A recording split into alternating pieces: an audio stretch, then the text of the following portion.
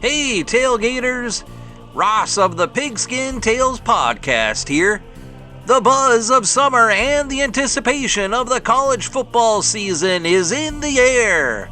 It's the perfect time to gear up with Home Field, a premium collegiate apparel brand based in Indianapolis. They have over 150 plus college designs to choose from, each one showcasing a unique part of your team's history. My personal experience with Home Field has been exceptional. Their apparel is comfortable and their vintage designs bring back fond memories of my alma mater. So as the excitement for the upcoming college football season builds, make sure to visit Home Field's website at homefieldapparel.com. Get ready today for the upcoming season and represent our favorite teams in style with Home Field. Again, that's homefieldapparel.com.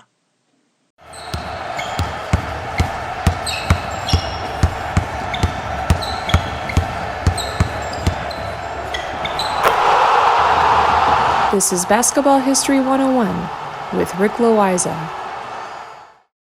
Welcome back to Award-winning Basketball History 101, part of the Sports History Network. I am your host, Rick Loayza, and this is the podcast where we bring to life some of the forgotten stories from basketball history. We are bringing old school basketball to a new school audience. And today we continue the story of Coach Bob Knight. In last week's episode, we covered his story from his upbringing through his college days at Ohio State University. We then followed him through his first college head coaching job at West Point Military Academy, more commonly known as Army. We ended the episode with Coach Knight leaving Army for a new job at Indiana University, and that was the summer of 1971. It did not take Coach Knight very long to begin recruiting quality players to come to Indiana. He decided that he would focus on the states of Indiana, Illinois, and Ohio as his recruiting base. Now, it is not that he wouldn't look at a player from elsewhere, but for the purposes of recruiting, he considered that his home territory. He vowed to land every quality player from these three states. Now, this meant having to compete with the University of Illinois, Purdue University, Notre Dame University, and Ohio State University, among others, for those same local kids. But Coach Knight was up to the task, and he was a great recruiter. His strategy for recruiting players was to recruit players who fit into his system.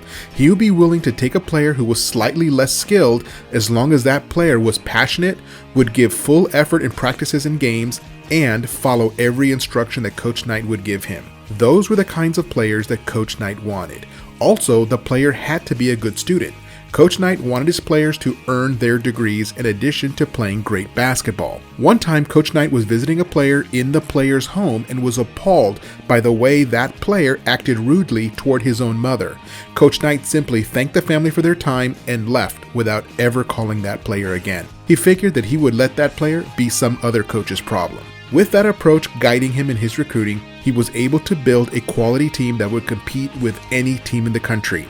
By his fourth season at Indiana, he had built a team of players completely recruited by him and exclusively from the states of Indiana, Illinois, and Ohio. That team featured future NBA players like Quinn Buckner, Scott May, and Kent Benson. That team was the culmination of everything that Coach Knight believed about basketball. He was at a school that prioritized the basketball team and provided the support that he needed.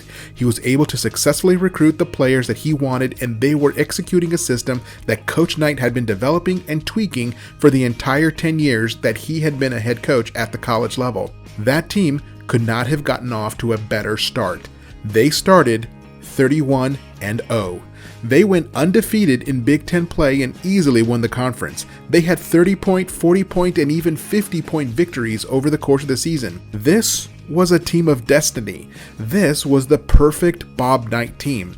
Their perfect record took them all the way to the round of 8 at the NCAA tournament, where they were upset 92-90 by the University of Kentucky. It was a crushing blow for Coach Knight and the players. However, there was one silver lining, and it was this. The core players would be returning that following season, and Coach Knight got those players focused on making another run at the championship. The players, being Coach Knight's kind of players, were ready for the task. They refocused on the following season to make it a perfect season. And that's exactly what happened. But before they got the regular season started for the 1976 season, Coach Knight decided that he wanted a little bit of revenge for America. So a few years earlier in 1972, the Soviet national basketball team upset the United States for the gold medal at the Munich Olympic Games. The game was controversial because the Soviet team was illegally given 2 extra chances to make a game-winning shot, which they eventually did. Well, that Soviet team was coming to the United States for an exhibition tour, and Coach Knight wanted to be part of that tour and win one for his mentor and coach of the 1972 U.S. team, Hank Iba, formerly of Oklahoma State University. Now, they scheduled that game to be played in Indianapolis, which was practically in the backyard of Indiana University. There was going to be a huge crowd supporting Coach Knight and his team. The Soviet team still had 2 players from that Olympic squad, and they played in front of a packed house of over 17,000 rabid American fans. Indiana won the game convincingly, 94-78. Scott May had a dominant performance, scoring 34 points on 13 for 15 shooting. That game set the tone for the rest of the season. Their next opponent was the first official game of the 1976 season, and for that game, Coach Knight decided to schedule the defending national champions, the UCLA Bruins. They played that game on a neutral site in St. Louis, Missouri, and it was not even close. Indiana won 84-64. It was UCLA's first game since John Wooden had retired. Indiana ran through their non-conference schedule with a perfect record of 9-0. Then it came time to play their Big Ten schedule, and they went a perfect 18-0 and won the conference by 4 games. Indiana University had now won 58 of their previous 59 games, but they still had the 1976 NCAA tournament to play. None of that would matter if they did not win the championship, and things would not get any easier for them. Running the NCAA tournament is a gauntlet filled with some of the best teams in the country, and if a team is going to win it all, they have to beat all of them. At the Final Four in the national semifinal, they were matched up with UCLA for a rematch. That rematch pretty much went the same way the first game went.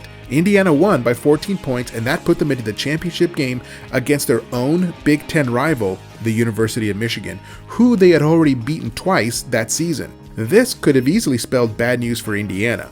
When a team has already beaten an opponent twice and is now playing them for the 3rd time, the team that won the first 2 games can sometimes become complacent and not take the game seriously. After all, they had already proven their dominance in beating them twice, but neither victory was easy for Indiana. The game at Michigan was only a 6-point victory for Indiana, and the return game in Indiana was a 5-point overtime victory. Now, Coach Knight knew that his team was ready. The players were indeed ready. They were not going to take Michigan lightly. In true Knight fashion, Indiana came out attacking on offense and playing defense like a swarm of bees. They handed Michigan their worst loss of the season. Indiana won by 18 points in an 86-68 game. And just like that, Coach Knight had his first national championship. He was on the map as one of the great college coaches in the country. He brought glory to Indiana University way ahead of when most people thought it could. It was only his 5th year at Indiana. He recruited extremely well, as 7 of the players from that 1976 team would get drafted into the NBA. It was also a great comeback after the disappointment of the previous season. Well, this is a good place to take a break, and I'll be right back with a story of what Coach Knight did after he won his first national championship.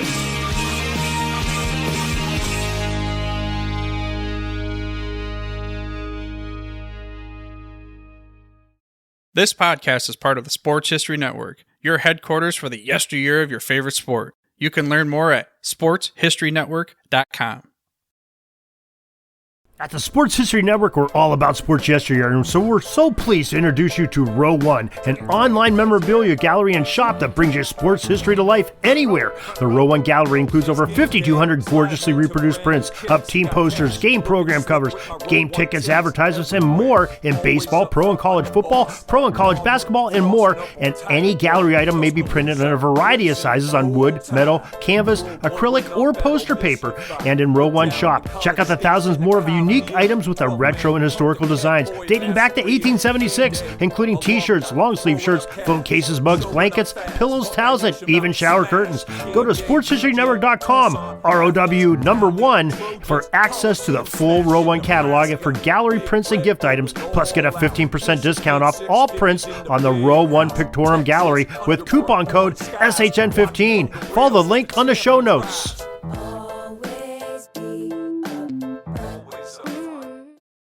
Welcome back to the show, and let us continue with the story of Bob Knight's career at Indiana University. As I mentioned before the break, he had won his first national championship in 1976 and made Indiana University one of the premier basketball programs in the country. As many of his best players moved on to the professional ranks, Coach Knight had to restock the team with top talent. And while he was doing that, he was cementing his reputation as a fiery coach who lost his temper quickly and often verbally attacked the referees. He had so many run-ins with referees and fans that there are almost too many to mention. Once, he was having an issue while playing against Kentucky, coached by Joe B. Hall. Indiana had a huge 34-point lead in the second half when he pulled out all of his starters and replaced them with his bench players. Now, even though it was his bench players on the court and the win was practically secured, Coach Knight still expected his bench players to execute to the best of their ability.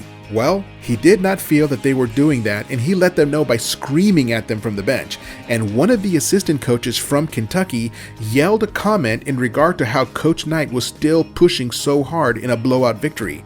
And Coach Knight did not like that comment at all, and Coach Hall could tell. They met at midcourt to discuss the assistant coach's comments. Coach Hall agreed that the assistant was out of line and that he would take care of it. As Coach Hall started walking back to his bench, Coach Knight tapped him lightly on the back of the head. Well, now the assistant was ready to throw fists at Coach Knight. From Coach Knight's perspective, it was a simple tap and he meant nothing by it, but the press was all over Coach Knight for practically assaulting Coach Hall. Now, should Coach Knight have tapped Coach Hall in the back of the head? No, of course not. He should never hit somebody in the back of the head, no matter how innocent, and especially in front of a packed arena full of witnesses. But Coach Knight thought that at least Coach Hall would come to his defense and say that it was no big deal. But Coach Hall did not do that, and Coach Knight held on to that grudge for the rest of his career. Now, that is probably the smallest of all of Coach Knight's infractions. There were other times that in an effort to get his team fired up, he would purposely yell at the refs in order to get kicked out of the game. Now, that usually did the trick because now the players had a chip on their shoulders against the referees, and they usually played more aggressively after that. And that was really what Coach Knight wanted, was to motivate his team. But in doing that, he made himself look like a petulant child. In his own autobiography, he acknowledges that many of his actions made him look bad, but in the big scheme of things, if it can produce better results for the team, then he was willing to do it. He also acknowledges that he has a short fuse and that he should not let things get under his skin so easily, but sometimes he just cannot help himself. One of the things that defines Coach Knight is that he has a very black and white way of looking at life. Things are either right or they're wrong, and when he sees something that he thinks is wrong, he feels that he is the one that needs to teach that person a lesson and teach it immediately. Whether it is a player that cannot seem to get a drill right in practice, or an errant pass, or a bad call by a referee, or a misquote by a sports writer. No matter what it is, if he thinks something wrong has taken place, he sees himself as some sort of a vigilante crusader who had to go and right all of the wrongs of the world. He will dress down a reporter in front of other reporters. He screams at his own players when they mess something up yet again in practice, and he will angrily throw his coat down and yell at a referee when he thinks he saw a bad call. Coach Knight is one of those mysterious personalities that has a lot of loyal friends, but he also has an equal number of enemies. But now let's get back to his team at Indiana. It took him 5 years to rebuild his team after winning that championship in 1976. In 1981, with a completely different set of players, his Indiana Hoosiers won the national championship again. And this was behind the scoring and passing of sophomore point guard Isaiah Thomas, and they went all the way back to the promised land. But it was nowhere near a perfect season. Indiana lost 9 games that year, but they still won the Big Ten Conference to secure a spot in the NCAA tournament.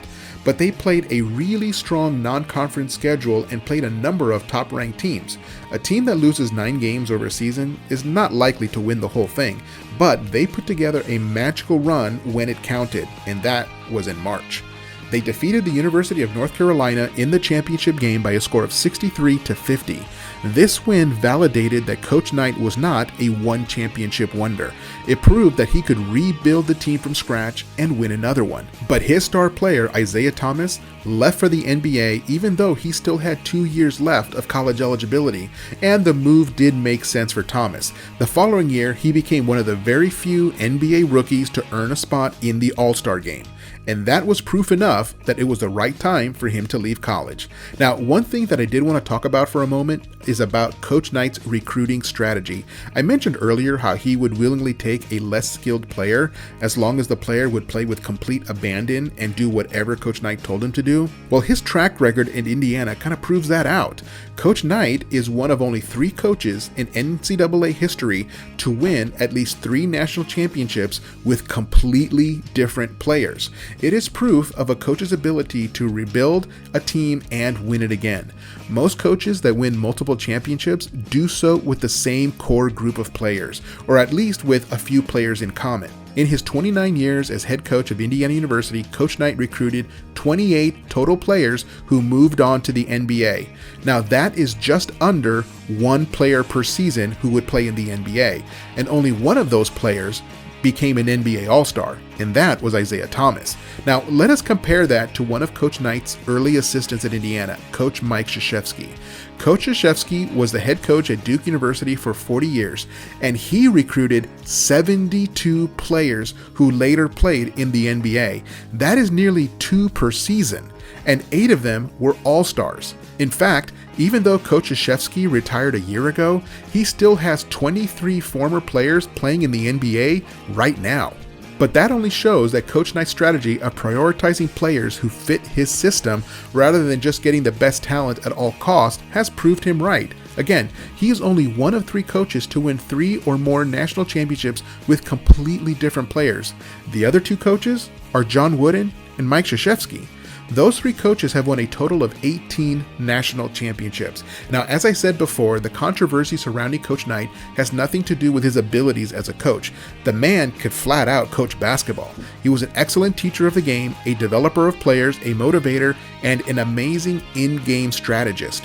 Most of the controversy is around who he was as a person. And this is a good place to end part 2 of our profile on Coach Bob Knight. Join us next week when we share our 3rd and final episode on Coach Knight. We will cover his last championship with Indiana and take a deeper dive into many of the specific controversial incidents that he found himself in. That's next time on Basketball History 101, part of the Sports History Network, the headquarters of Sports Yesteryear. Go to sportshistorynetwork.com to find out more about this and other sports history podcasts. If you like what you hear, please hit that subscribe button wherever you get your podcast, and check out our page on Facebook. It's called Basketball History 101 Podcast. There you will find shorter historical posts as well as comments and discussion starters on today's game. I'll also announce there when new episodes come out. I want to thank my producer and editor, Jacob Loayza. Join us each week as we continue to mine the history of basketball for more great stories from the past. Take care, and see you soon.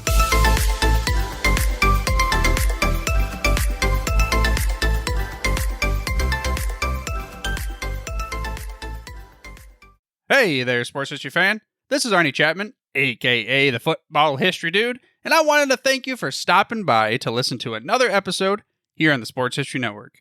Our podcasters are passionate about uncovering and sharing sports stories from yesteryear. And if you didn't know it already, we have over 30 shows across the network covering all sorts of sports history topics. In fact, here's a glimpse into one of our awesome podcasts here on the network.